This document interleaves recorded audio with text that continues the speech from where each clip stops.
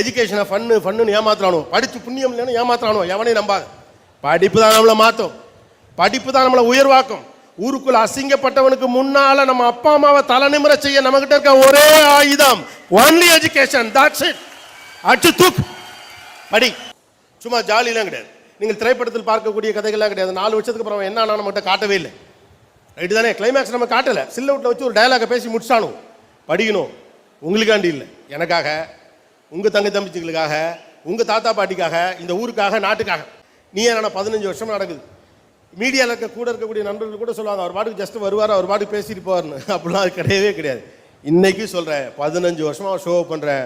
உள்ளே போகையில் விடன்னு தான் இருக்கும். சின்னதாக ஒரு பதட்டம் இருந்துகிட்டே இருக்கும். நான் பிரதீப்கிட்ட ஒரு தடவை கேட்டேன், அவன் தான் எங்கள்கிட்ட கிரியேட்டிவ் ஹெட் பாஸ். அவன்கிட்ட நான் ஒரு தடவை சொன்னேன், என்னடா எனக்கு இன்னும் கூட ஒரு மாதிரி பயமாகவும் பதட்டமாகவும் இருக்கு. சொன்னால் அது நல்லது. ஒரு ஷோவை நம்ம கெடுத்துடக்கூடாது, இவ்வளோ பேர் பார்க்குற ஷோவில் ஏதாவது நல்ல விஷயத்த சொல்லிடணும்னு நினைக்கிற பாரு, அதனால வர்ற பயம் நல்லது. கொஞ்சம் பயத்தோடு இருங்க, தப்பு இல்லை. பொறுப்பிலிருந்து வருகிற பயம் மிக நல்ல பயம். ஒரு அப்பா என் கவனமாக இருக்கார், என்கிட்ட காசு இருக்குது, குடிக்க போயிடக்கூடாது. காசு இருக்குது, கெட்ட நண்பர்கள்ட்ட போயிடக்கூடாது. காசு இருக்குது, அதுக்காக அதை வெட்டி செலவு செஞ்சிடக்கூடாது. காரணம் என்கிட்ட 2 புள்ள இருக்குது. அந்த பிள்ளைகளை ஆளாக்கணும், அந்த பிள்ளைங்களுக்கு நல்லது கெட்டது செய்யணும், அவங்கள பெரிய படிப்பு படிக்க வைக்கணும். அப்போ அதுலேருந்து அவர் விலக பார்க்கிறார். தன்னுடைய தியாகம் அத்தனை உங்கள்கிட்ட கொட்டுறார். நீங்கள் நினச்சிருக்கீங்களா நீங்கள் படிக்கிறீங்கன்னு? கிடையாது. அது வெளிநாட்டில் வேணால் சொல்லலாம். நம்ம ஊரை பொறுத்த வரைக்கும் நம்ம படிக்கிறது நாம படிக்கிறது கிடையாது. தியாகத்தில் வளர்ந்தது இந்த படிப்பு. எங்கேயாவது உண்டா இந்த மாதிரி? குண்டுமணி தங்க கூட கழுத்தில் போடாமல் இருக்கிறப்ப, 3 வேளை சாப்பாட்டுக்கு கஷ்டப்படுறப்ப கூட எப்படியாவது பிள்ளையை படிக்க வைக்கணும்னு நினைக்கிற ஊர் நம்ம ஊர். இந்த தியாகம் வேறு எங்கும் நீங்கள் பார்க்கவே முடியாது, எங்கேயுமே முடியாது. நீ ஏன் சமீபத்தில் ஒரு அம்மா அதில் பேச அவங்க சொன்னாங்க, இங்கே இருக்கக்கூடிய ஒரு பூக்கார அம்மா கூட தான் பிள்ளையை படிக்க வைக்கணும்னு நினைப்பாங்க. That's a intention. பிள்ளைங்களை எப்படியா படிக்க வச்சிடணும். ஏன்னா கல்வி தான் பெரிய மாற்றத்தை இங்கே உண்டாக்கியிருக்கு. கல்வியின் வழியாகத்தான் மிகப்பெரிய மாற்றத்தை உண்டாக்க முடியும்னு நாம் நம்புகிறோம். அதில் ஜெயிச்சும் காட்டியிருக்கு. இந்த நாட்டிற்கு நிரந்தரமான செல்வத்தை தேடித் தருகிறவர்கள் யாராவது இருக்கிறார்கள் என்றால் அவர்கள் ஆசிரியர்களின் பேரறிஞர் அண்ணா சொன்னார். செல்வத்தை தேடித் தருவதில்லை, நிரந்தரமான செல்வத்தை தேடித் தருகிறவர்கள் யாராவது இருக்கிறார்கள் என்றால் அவர்கள் ஆசிரியர்கள் அப்படிங்கிறார். ஏன்? நீங்கள் தான் இந்த நிரந்தரமான செல்வங்கள். உங்களை தேடித் தருகிறவர்கள் தான் இந்த ஆசிரியர்கள். அதனால தான் நிரந்தரமான செல்வத்தை தேடித் தருகிறவர்கள் சொன்னான். அப்போ கல்வியின் வழியாகத்தான் நம்ம மிகப்பெரிய மாற்றத்தையும் சமூக மாற்றத்தையும் எல்லாத்தையும் இங்கே நம்ம கொண்டாந்துருக்கோம். அப்போ education is a big thing. பிள்ளை எப்படியாவது படிக்க வச்சுன்னு நினைக்கிறாங்க. அப்பாக்கள் சில தெருக்கள் வெளியே கடந்து போவதை ஆண் பிள்ளைகள் கவனிப்பீங்க. சில நேரங்கள் அந்த தெருவில் அவர் போக மாட்டார். நீங்கள் அவர் கூட சைக்கிள்லையோ 2 வீலர்லையோ போகிறப்ப, ஏன்ப்பா இதில் போகிறீங்க, இந்த சந்திர போனால் சுற்றி போகணும், அது வழியாக போகணும்னா, இல்லைடா இந்த பக்கமே போகலாம் அப்பா சொல்லிகிட்டே இருப்பார். உங்களுக்கு தெரியாது அப்பா ஏன் அப்படி சொல்லான்னு. அந்த தெருவில் உங்களுக்காக அவர் கடன் வாங்கியிருக்கார். போனால் அந்த கடைக்காரனுக்கு பதில் சொல்லணும், கடன் வாங்கினவனுக்கு பதில் சொல்லணும்ட்டு கடன்காரங்கிட்ட மறைஞ்சு தெரிஞ்செல்லாம் நம்ம பிள்ளைகளை அப்பாக்கள் படிக்க வைக்கிறாங்க. ரைட்டா? கல்யாணத்துக்கு நல்ல நாளுக்கெல்லாம் போகிறதுக்கு இருக்கிற நகையெல்லாம் கொண்டு அடமானம் வச்சுட்டு பிள்ளையை படிக்க வச்ச காரணத்தினால கல்யாணத்துக்கு போகாமல் உடம்பு சரியில்லைன்னு பொய் சொல்லிட்டு நம்ம அம்மாக்கள் வைபவங்களை கூட தவிர்த்து விட்டு வீட்டிலேயே தங்கி இருக்கிறாங்க. நீங்கள் 3 வேளை சாப்பாடு நல்ல சாப்பாடு சாப்பிடணுங்கிறதுக்காண்டி நான் ஏற்கனவே சாப்பிட்டேன்னு பொய் சொல்லக்கூடிய அம்மாக்களின் தியாகத்திற்கு பின்னால் உங்கள் கல்வி வந்திருக்குது. உங்கள் மூளையை விட அவர்கள் இதயம் பெரியது. You should understand that. உங்கள் மூளையை விட அவர்கள் இதயம் பெரியது. ரைட்டா? பிள்ளையின் வாழ்க்கைக்காகவே தன் வாழ்வு முழுக்க அடமானம் வைக்கக்கூடிய அப்பா அம்மாக்களின் தியாகத்தில் இந்த கல்வி வளர்ந்துருக்கு. இங்கே பணக்காரன்னு ஒரு நல்ல பணக்காரனுக்கு இங்கே என்ன அடையாளம்னா அவன் கல்வி கொடுப்பான், அவன் தான் நல்ல பணக்காரன். நம்ம ஊரில் தான் நல்ல அடையாளம். ஒரு நல்ல பணக்காரன் என்ன செய்வான்? எல்லோருக்கும் கல்வி கொடுப்பான். ஒரு நல்ல தலைவன் என்ன செய்வார்? எல்லோருக்கும் கல்வி கொடுப்பார். ஒரு நல்ல அப்பா என்ன செய்வார்? எல்லோருக்கும் கல்வி கொடுப்பார். கல்வி மட்டும்தான் மாட்சிமைக்கும் நம்முடைய மீட்சிக்குமான ஒரே ஏற்பாடு. So you have to see things seriously. நீங்கள் விளையாட்டாக படித்து வந்திருக்கலாம், நான் சொன்ன கதை தான் நீங்கள் செஞ்சுருக்கலாம். இனி எப்படி பார்க்காதீங்க. காரணம், கல்வி உங்களுக்கானது மட்டுமல்ல, இந்த சமூகத்திற்கானது. நீங்கள் தெரிந்ததை அடுத்தவிடம் கொண்டு போய் சேர்ப்பதற்கானது. நீங்களாம் கூட இங்கே வரையில சௌகரியமாக ஒரு பஸ்ஸில் வந்து இங்கே இறங்குனீங்க. ஆனால் உங்கள் வயதொத்த பல பிள்ளைகளை யோசிச்சு பாருங்கள். இந்த மாதிரி ஒரு காலேஜுக்குள்ளே வர முடியாத அளவுக்கு உங்களுக்கு பொருளாதார நெருக்கடி இருக்குது, வாழ்வியல் சூழல் இருக்குது. எஜுகேஷனை ஃப்ரீயாக கொடுத்தா கூட, கல்லூரி ஃப்ரீயாக கொடுத்தா கூட, கவர்மெண்ட் ஃப்ரீயாக கொடுத்தா கூட, இல்லை யாராவது ஸ்காலர்ஷிப் கொடுத்தா கூட வந்து படிக்க முடியாத அளவுக்கு வறுமை நிலையில் போராடக்கூடிய பல பிள்ளைகளுக்கு நடுவே படிப்பதற்கான வாய்ப்பை நீங்கள் பெற்றிருக்கிறீர்கள். உங்களோடு பழகிய சம தோழி 7ஆம் வகுப்பிலே படிப்பை நிறுத்திவிட்டார். உங்களோடு கூடவே வந்த ஏதோ ஒரு நண்பன் 10ஆம் வகுப்போடு படிப்பை நிறுத்திவிட்டான். வீட்டில் முடியலை, கஷ்டப்படுறாங்க, ஏதாவது பண்ணி வேலைக்கு போகணும்னு நெருக்கடிக்கு உள்ளாகிறான். அவன்லாம் இந்த காலேஜ் வாசல்னு ஏக்கத்தோடு உங்களை பார்ப்பான். அவன்லாம் எங்கேயாவது உங்களை பார்க்குறப்ப நானும் இவ்வளோ மாதிரி படிச்சிருக்கலாமே நினைப்பா. அவர்களுக்கும் சேர்த்து படிப்பதற்கு பேர் தான் கல்வி. நீங்கள் ஜெயிக்கிறது மட்டுமல்ல எஜுகேஷன். தோத்து போன அவங்களையும் தூக்கி விடுறது தான் உங்களுடைய எஜுகேஷனோட பர்பஸாக இருக்கணும். அப்படி ஒரு பர்பஸ் உங்ககிட்ட இருக்கப்போ you will not feel tired. அப்படி ஒரு இது இருக்கணும். போகணும், 1000 ஸ்டூடெண்ட்ஸ் கைத்தட்டணும், நான் பாட்டுக்கு பேசிட்டு வரணும்னு வந்தோம்னு வச்சுக்கோங்களேன், டயர்ட் ஆகிடும். போகணும், ஒருத்தனையாவது தூக்கணும், அவன் 1000 பேரை மாத்தணுங்கிற வெறியோட போகணும் மேடைக்கு. அப்ப ஜெயிப்போம். தொண்டவழி தெரியாதப்போ. You must have a purpose, right? Education is a serious business, guys. It's no more fun. அது விளையாட்டு கிடையாது. உலகத்தின் ஆகப்பெரிய அறிவாளிகளை பற்றி நீங்கள் பேசுகிற போதெல்லாம் அவருடைய தியாகத்தையும் அவருடைய கடும் உழைப்பையும் தானே நீங்க பேசுறீங்க. தாமஸ் ஆல்வா எடிசன் தன்னுடைய லேபுக்குள்ள போனார்னா தூக்கம் பசியெல்லாம் அவருக்கு தெரியாதான், விடிய விடிய இரவு பகல் தெரியாம வேலை பார்ப்பாருன்னு. இந்த உலகத்திற்கு தேவைப்படக்கூடிய மிகச்சிறந்த கண்டுபிடிப்பை கண்டுபிடிச்சு கொடுத்தவன் தியாகத்தின் அடிப்படையிலையும் உழைப்பின் அடிப்படையிலும் தான் செஞ்சான். இன்ஜினியரிங், ஆர்ட்ஸ் எல்லாமே டெடிகேஷன் தான். எஜுகேஷனை ஃபன்னு ஏமாத்துறானோ, படிச்சு புண்ணியம் இல்லைன்னு ஏமாத்துறானோ எவனையும் நம்பாது. படிப்பு தான் நம்மளை மாற்றும், படிப்பு தான் நம்மளை உயர்வாக்கும். ஊருக்குள்ள அசிங்கப்பட்டவனுக்கு முன்னால நம்ம அப்பா அம்மாவை தலைநிமிர செய்ய நம்மகிட்ட இருக்க ஒரே ஆயுதம் ஒன்லி எஜுகேஷன். That's it. அச்சு தூக்கு, படி. இப்ப பர்பஸ் புரியுதா? 95 மார்க்ல பர்பஸ், சமூக அடையாளம் பர்பஸ், 3 வேளை சாப்பாடு இல்ல பர்பஸ், ஊரை காப்பாத்துறது பர்பஸ், வீடு வாங்குறதுல பர்பஸ், என்னோடு சேர்ந்து படித்தவனையும் சேர்த்து கை தூக்கி விடுறதான் purpose. When your purpose is bigger, obviously you will get into that very seriously. Education is a serious business. சும்மா ஜாலிலாம் கிடையாது. நீங்கள் திரைப்படத்தில் பார்க்கக்கூடிய கதைகள்லாம் கிடையாது. 4 வருஷத்துக்கு அப்புறம் என்ன ஆனா நம்மகிட்ட காட்டவே இல்லை. ரைட்டு தானே? கிளைமேக்ஸ் நம்ம காட்டல, சில்லவுட்ல வச்சு ஒரு டயலாக பேசி முடிச்சானோ. படிக்கணும், உங்களுக்காண்டி இல்லை, எனக்காக, உங்க தங்கை தம்பிச்சுகளுக்காக, உங்க தாத்தா பாட்டிக்காக, இந்த ஊருக்காக, நாட்டுக்காக. இவ்வளவு மக்கள் தொகை இருக்கக்கூடிய தேசத்தில் நம்ம படிக்கக்கூடிய படிப்புகளை நீங்கள் எப்படி தேர்வு செய்ய போறீங்கன்னு ஒன்று இருக்கு. This is my personal request. Don't just take your education for the market purpose. இந்த சந்தைகளுடைய தேவைகளை தீர்வு செய்வதற்காக மட்டும் உங்கள் படிப்புகளை போகாது. இந்த சமூகத்துக்கு நிறைய தேவை இருக்கு, அதை தீர்வு செய்வதற்காக படிங்க. உங்கள் வயதொத்த சாதாரண ஒருவருக்கு உதவ உங்கள் படிப்பு பயன்படும் என்றால் நீங்கள் படித்தவர். பல்லாயிரம் கோடி ரூபாய் ஏற்கனவே சம்பாதிக்கக்கூடிய ஒரு நிறுவனத்திற்கு மட்டும்தான் உங்களுடைய அறிவு பயன்படும் என்றால் உங்கள் படிப்பால் பெரிய பிரயோஜனம் இல்லை. 2 வித்தியாசம் இருக்கு. ஒன்று சந்தைக்கான படிப்பு, இன்னொன்று சமூகத்திற்கான படிப்பு. சந்தைக்கான படிப்பை ஒரு பக்கம் படிக்க தப்பு இல்லை, ஆனால் இந்த சமூகத்திற்காக படிங்க. நான் செய்யக்கூடிய எந்த விஷயம் இந்த சமூகத்தை மாற்றும் என்று படிங்க. ஒரு ஏழை மனிதனுக்கும் பணக்காரனுக்குரிய வாய்ப்பை என்னுடைய படைப்பு கண்டுபிடிக்குமா என்று பாருங்கள். வெறும் பணக்காரர்களுக்கும் நகரத்தை சேர்ந்தவர்களுக்கு மட்டும் கிடைக்கக்கூடிய வாய்ப்பை என் கல்வியின் வழியாக அல்லது நான் கண்டுபிடிக்கக்கூடிய பொருளின் வழியாக அவர்களுக்கு கொடுத்து விட முடியுமா என்று யோசியுங்கள். அப்பெல்லாம் யோசிக்கிறப்ப படிப்பு ரொம்ப பெரிய விஷயமா தெரியும். அதுக்கு எவ்வளோ சீரியஸ் எஃபர்ட் போடணும் அப்படின்னு தெரியும். ரைட்டு தானே? நமக்கு என்னன்னா, நம்ம நேரத்தை யாராட்டையோ கொடுத்துட்டு திரும்ப வாங்க முடியாமல் போராடும். நான் முதல்ல சொன்னதான் 2 விஷயம் ஞாபகத்தில் வச்சுங்க. உங்ககிட்ட எவ்வளவு பணம் இருக்குன்னு வேணா உங்களுக்கு தெரியலாம், எவ்வளவு டைம் இருக்குன்னு தெரியாது. 1. 2வது, nobody is rich enough to buy their past. தன்னுடைய கடந்த காலத்தை விலைக்கு வாங்கக்கூடிய அளவுக்கு இந்த உலகத்தில் எவனும் பணக்காரன் கிடையாது. இந்த நொடி கடந்தது தான். அப்போ இதை நீங்கள் எப்படி யூஸ் பண்ண போறீங்கிறது தான் முக்கியம். உங்கள்கிட்ட நிறைய டைம் இருக்குது. டைம் இல்லைன்னு சொல்கிறது பொய்த்தனம். எதையுமே செய்ய நேரம் இல்லை, நான் பிஸியாக இருக்கேன்னு சொல்கிறது ஏமாத்து வேலை. எதையுமே செய்ய நேரம் இல்லை உங்களுக்கு அப்படின்னா உங்கள்கிட்ட டைம் மேனேஜ்மெண்ட் இல்லைன்னு அர்த்தம். எல்லாத்தையும் செய்ய நேரம் இருக்கிறவன் தான் பிஸியாக இருக்கான்னு அர்த்தம். எதையுமே செய்ய நேரம் இல்லைன்னா பொறுப்பு இல்லாமல் இருக்கீங்கன்னு அர்த்தம். அப்போ உங்கள் நேரத்தை நீங்கள் பத்திரமாக பாதுகாத்துக் கொள்ளுங்கள். உங்கள் மூளையும் உங்கள் மனசையும் பாதுகாத்துக் கொள்ள வேண்டியதை விட ரொம்ப முக்கியம் உங்களுடைய நேரத்தை நீங்கள் பாதுகாத்துக் கொள்ளுங்கள். அதை டிவி திருடும், சினிமா திருடும், இன்டர்நெட் திருடும், ட்விட்டர் திருடும், வாட்ஸ்அப் திருடும், இன்ஸ்டாகிராம் திருடும், எல்லாம் திருடும். இதை எல்லாத்தையும் தாண்டி உங்கள் நேரத்தை நீங்கள் எவ்வளோ நேரம் மிச்சம் பண்ண போறீங்க, அதை எப்படி பத்திரமா வச்சுக்க போறீங்க அப்படிங்கிறது தான். அடுத்த ரொம்ப முக்கியமான விஷயம், தயவு செஞ்சு உங்களுக்கு இருக்கக்கூடிய தேவையில்லாத பயங்களை விட்டுடுவீங்க. இப்போ ஒரு புது பிரச்சனை, ஈஸியான கோர்ஸாக எடுத்து படிப்போம். அப்படி என்ன இருக்குன்னு சொல்லுங்களேன். ஏதாவது ஈஸியானதுன்னு இருக்கா? உங்களுக்கு எது பொருந்துமோ அதுதான் உங்களுக்கு ஈஸியாக இருக்க முடியும். ஈஸியான படிப்புலாம் ஒன்றும் கிடையாது. ஈஸியாக படிக்கணும், நமக்கு அப்படிலாம் சொல்லிக் கொடுக்குறாங்க. இப்போ கஷ்டப்படாமல் படிக்கணும், ஜாலியாக இருக்கணும், கஷ்டப்படாமல் மார்க் எடுத்துடணும், கஷ்டப்படாமல் வேலைக்கு போயிடணும், வேலையும் கஷ்டமாக இருக்கக்கூடாது, காசு வந்துடணும். ஏன்னா கமிட்மெண்ட் மேலே பயம். உங்கள் பயத்திற்கு அந்த பக்கம் தான் உங்கள் வெற்றியே இருக்கு. எது பயமோ அது கிட்ட போய் அடிங்க. இல்லைன்னா பயம் வந்து உங்களை அடிச்சிடும். வாழ்க்கையில் பல விஷயத்தை நீங்கள் கிட்ட போய் பார்க்கறது இல்லை. You has have an opportunity today. 20 வருஷத்துக்கு முன்னால் இப்படியான ஃபெசிலிட்டிலாம் கிடையாது. என்ன படிப்புனே தெரியாது. எழுத விட்டு அங்கிள் சொல்லுவார்.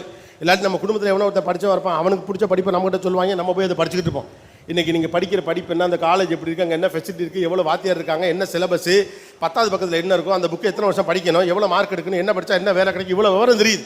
கோ and explore all those things. பயப்படாமல் எது ஈஸின்னு சொல்கிறாங்களோ அதை படிக்க ட்ரை பண்ணாதீங்க. எது உங்களுக்கு சரியாக அதை படிங்க. எனக்கு எது ஈஸியாக தான் எனக்கு ஈஸி. எனக்கு ஈஸியாக இருக்கிற விஷயம் உங்களுக்கு ஈஸியாக இருக்கணும்னு அவசியம் இல்லை. ரைட்டு தானே? ஒரு நியான ஷோ வந்து 6 மணி நேரம் நடக்கும். நீங்கள் பார்க்குறது எவ்வளோ, 45 நிமிஷம் பார்ப்பீங்கன்னு நினைக்கிறேன். 6 மணி நேரம் நடக்கும்.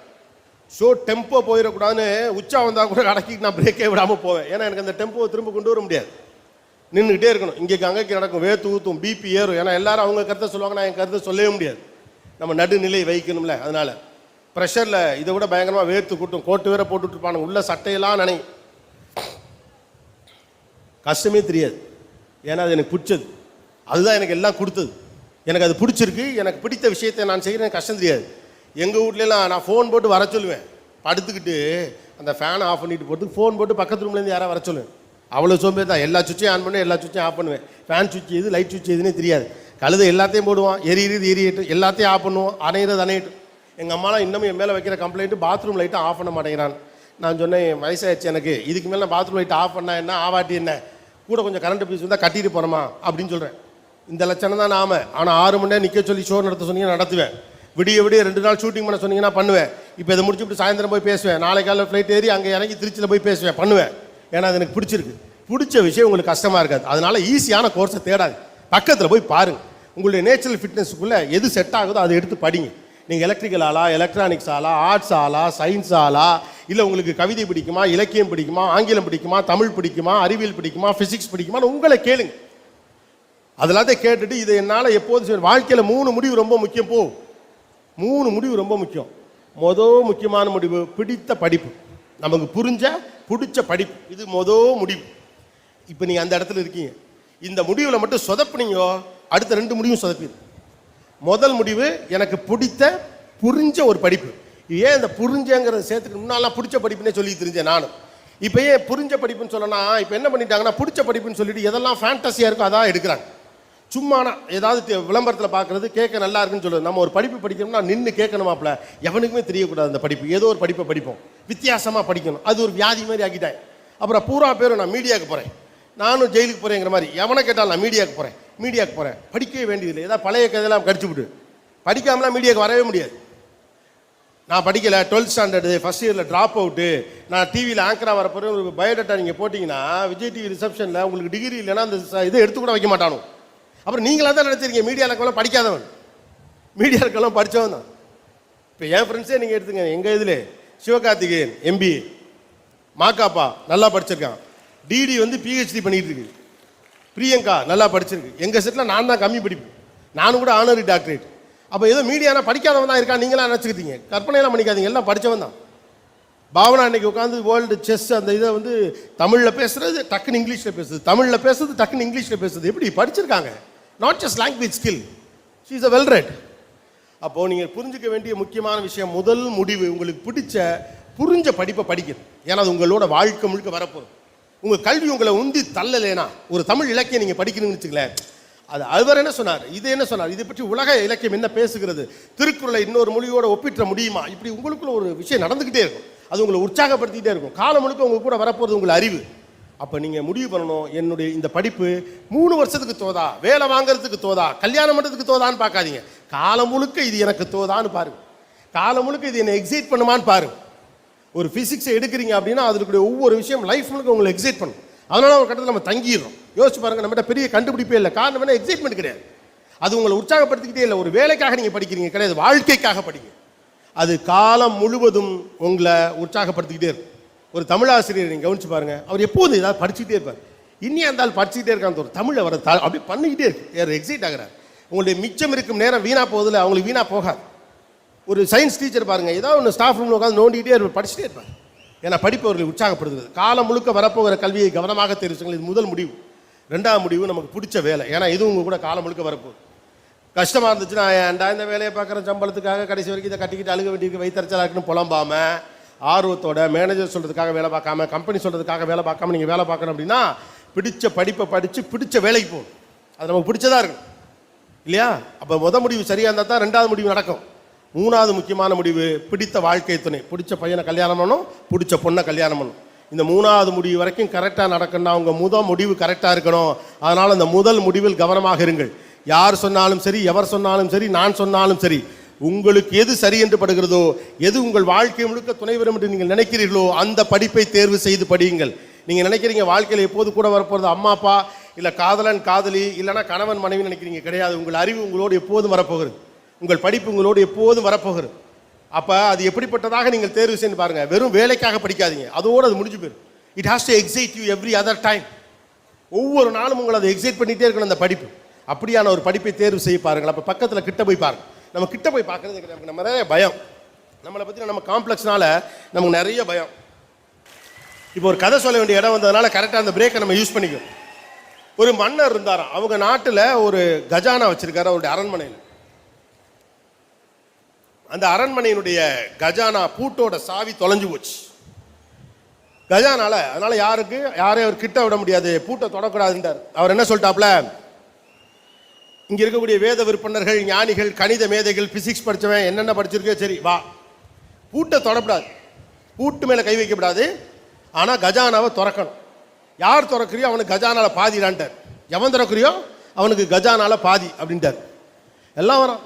கணிதம் தெரிந்தவர்கள், விற்பனர்கள், அறிவியலாளர்கள், நன்கு படித்தவர்கள், மேதாவிகள், இப்படி எல்லாரும் வராங்க. என்னென்ன உத்தியோ பயன்படுத்தி பார்க்குறாங்க. பூட்டு அங்கே இருக்குது, கதவு அங்கே இருக்குது, கஜானா அந்த பக்கம் இருக்குது, இங்கிருந்து ஏதோ சொல்லி பார்க்குறான்.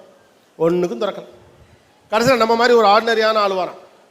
வந்து அவன் சொல்கிறான், நான் ட்ரை பண்ணட்டுமா அப்படிங்கிறான். அப்போ இவங்களாம் திட்டுறாங்க, டே எல்லாம் படித்தவனுங்க, நாங்கள் எங்களுக்கே முடியலை, நீ என்ன கிழிக்க போகிறேன்னு.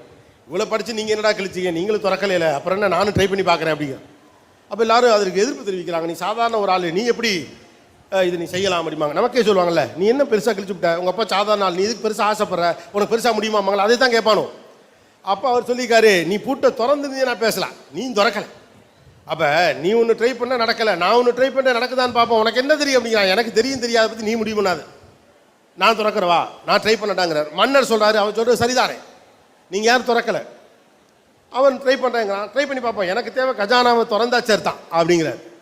சரின்னு இவர் என்ன பண்ணுறாரு, நம்பாலு கிடுக்கிடுன்னு அந்த கதவை நோக்கி போகிறார். இப்போ எல்லாம் கத்துறான், பூட்டை தொடக்கூடாது, எல்லாம் தெரியும், வெயிட் பண்ணு, ரூல் எங்களுக்கும் தெரியும், பூட்டை தொடக்கூடாது, அவ்வளோதானே. சரி, கதவு கிட்ட போயிட்டாப்பு. போனால் எல்லாரும் கத்துறாங்க, பூட்டை தொடக்கூடாது, ரூலே அதுதான், பூட்டை தொடாமல் திறக்கணுங்க தான்டா ரூலு அப்படின்னு. அவன் இருங்கடா, கத்தாதீங்கடா, நான் பார்க்குறேன்டா முதல்லன்னு சொல்லிட்டு கிட்ட போய் பார்த்துட்டு இப்படி மெதுவாக திரும்பி, பூட்டவே இல்லைடா வெண்ணையெல்லாம் அப்படின்ட்டு இருக்காங்க. கதவை பூட்டவே இல்லை, அது பூட்டியே இல்லை. அப்போ பயம் இல்லாதவன் பக்கத்தில் போய் பார்ப்பான். தோத்துருவோமோ நினைக்கிறவன் தூரம் இருந்தே ட்ரை பண்ணுவான். நீலாம் ஜெயிக்கணும், பக்கத்தில் போ, எதா இருந்தாலும் பக்கத்தில் போ, பயப்படாது. நம்மளை விட பெரிய ஆள் அந்த உலகத்தில் எவனும் கிடையாது, எவனும் பெரியவனும் கிடையாது, எவனும் சின்னவனும் கிடையாது. நாம ஒன்று அப்படின்னு நினச்சிக்க வேண்டியதில்லை.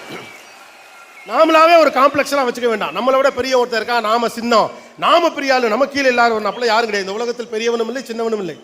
எனக்கு முன்னால் போகாது நீ எனக்கு பெரியவனும் கிடையாது, எனக்கு பின்னால் நீ வராது நீ எனக்கு சின்னவனும் கிடையாதுன்னு ஒரு வார்த்தை சொல்லுவாங்க. அது மாதிரி யாரும் பெரியவனும் இல்லை, சின்னவனும் இல்லை. நாளாக சென்னைக்கு போன புதுசில் ரிப்போர்ட்டராக ஜாயின் பண்ண புதுசில் பார்த்தீங்கன்னா நமக்கு இங்கிலீஷ் பெரிய பிரச்சனை வராது. அப்போது இந்த இதுலேருந்து ஏர்போர்ட் மாதிரியான முக்கியமான இடங்களுக்கெல்லாம் நீங்கள் போனால் தான் பெரிய பெரிய அதிகாரிகள்லாம் வருவாங்க, பெரிய பெரிய தலைவர்கள்லாம் வருவாங்க. அவங்கள பேட்டி எடுத்தால் அப்போ தான் உங்கள் நியூஸ் ஹெட்லைனுக்கு வரும், அப்போ தான் நீங்கள் முக்கியமான ஆளாக ஒரு சீஃப் ரிப்போர்ட்டர் லெவலுக்கு வளர முடியும். நமக்கு இந்த ஆங்கிலம் தெரியாத காரணத்தினால என்ன பண்ணுறதுன்னா, நம்ம இந்த விமான நிலையம் அல்லது வேறு எங்கேயாவது ஸ்டார் ஹோட்டல் நடக்கக்கூடிய ப்ரெஸ் மீட் இதுக்கெல்லாம் போகிறதில்ல. அங்கே போய் எப்படி நம்மளால் இங்கிலீஷில் கேட்குறது? ஒரு வருஷம் 1.5 வருஷத்தில் அதுக்கப்புறம் பயம்லாம் போய் கவலையே கிடையாது. ஏர்போர்ட்டுக்குலாம் போக ஆரம்பிச்சிட்டேன், எல்லாத்தையும் பேட்டியில் எடுக்க ஆரம்பித்தேன். ஸ்டார் ஹோட்டலில் பெரும் ஆங்கிலம் பேசக்கூடிய இடங்கள்லாம் போய் பேட்டி எடுத்தேன். ஸோ 1 வருஷத்தில் இங்கிலீஷ் ஸ்பீக்கிங் கோர்ஸ் கற்றுக்கிட்டேன்.